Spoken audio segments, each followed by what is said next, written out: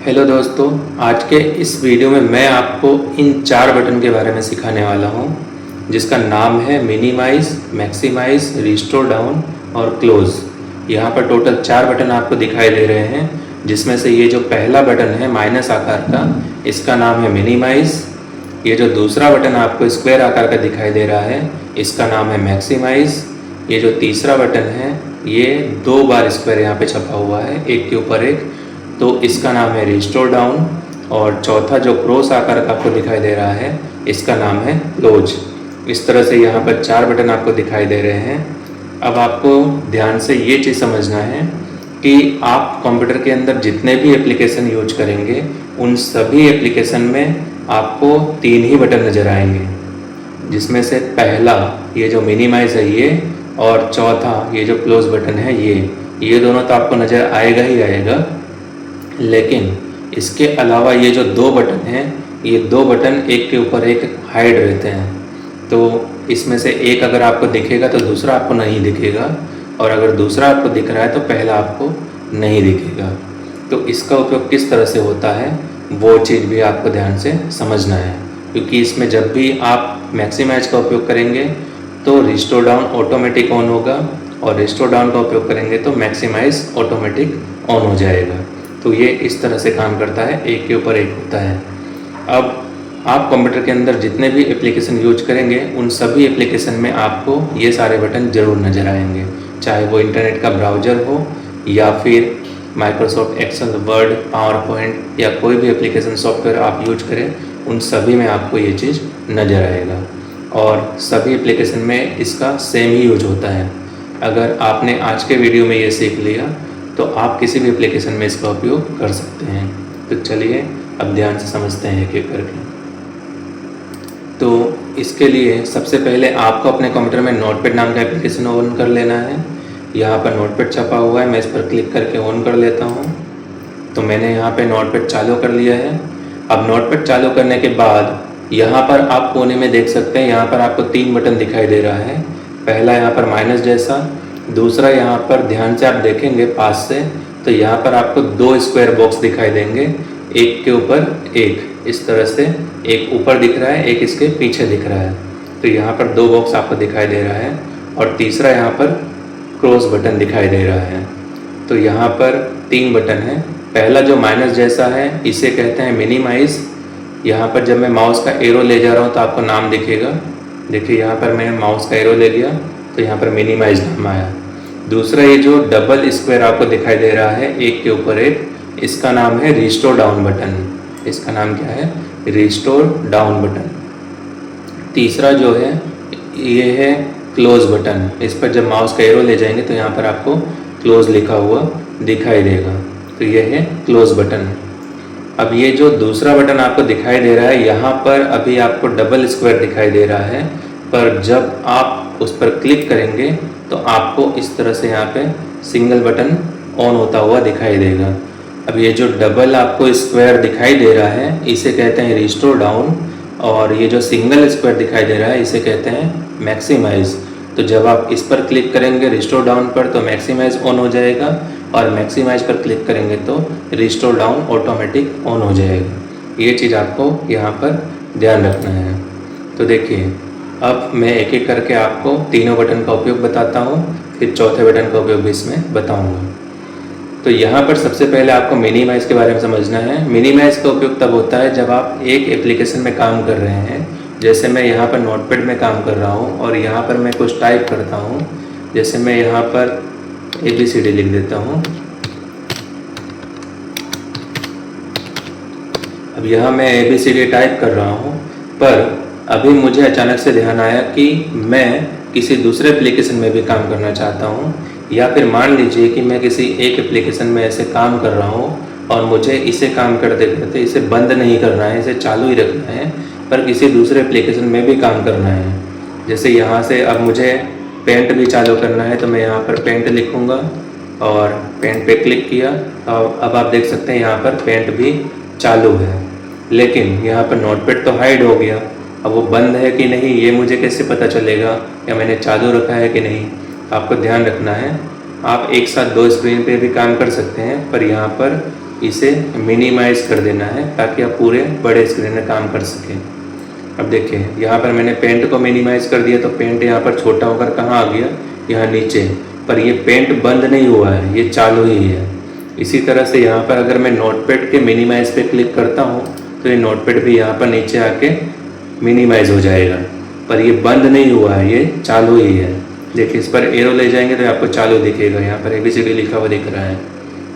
इसी तरह से यहाँ पेंट पर आप एरो ले जाएंगे तो ये भी आपको चालू दिखाई देगा।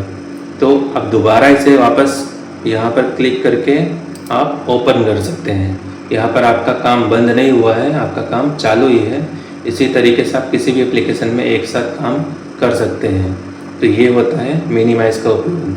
तो इसे कैसे उपयोग करना है, अगर आप इसे स्क्रीन को मिनिमाइज करना चाहते हैं तो इस पर क्लिक कर देना है। ये टास्क बार पे आपको यहाँ पर चालू दिखाई देगा।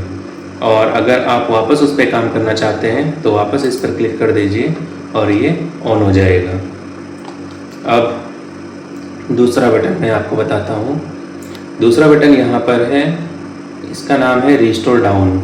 अब रिस्टोर डाउन पे जब आप क्लिक करेंगे तो ये यहाँ पर छोटे स्क्रीन में हो जाएगा, जिस स्क्रीन में आप यहाँ पर रखना चाहें। यहाँ से आप इस स्क्रीन को बड़ा या छोटा कर सकते हैं। अब इसका उपयोग क्या है ये आपको ध्यान से समझना है। देखिए ये स्क्रीन को मैं यहाँ से छोटा बड़ा कर रहा हूँ। अब यहाँ पर अगर मैं इस स्क्रीन को इतना छोटा करके छोड़ देता हूँ तो यहाँ पर आप देख सकते हैं कि स्क्रीन बहुत छोटा है और यहाँ पर ये जो बॉक्स था ये अब सिंगल बॉक्स बन चुका है। और इस पर अगर मैं माउस का एरो ले जा रहा हूँ तो इस पर मैक्सिमाइज नाम आ रहा है। मैक्सिमाइज का मतलब होता है पूरे स्क्रीन में स्क्रीन को दिखाना। तो यहाँ पर जब मैं क्लिक करूँगा तो ये नोटपैड इस पूरे कंप्यूटर के स्क्रीन में आ जाएगा। जैसे इस पर मैं क्लिक किया तो आप देख सकते हैं कि पूरे स्क्रीन की साइज का हो चुका है।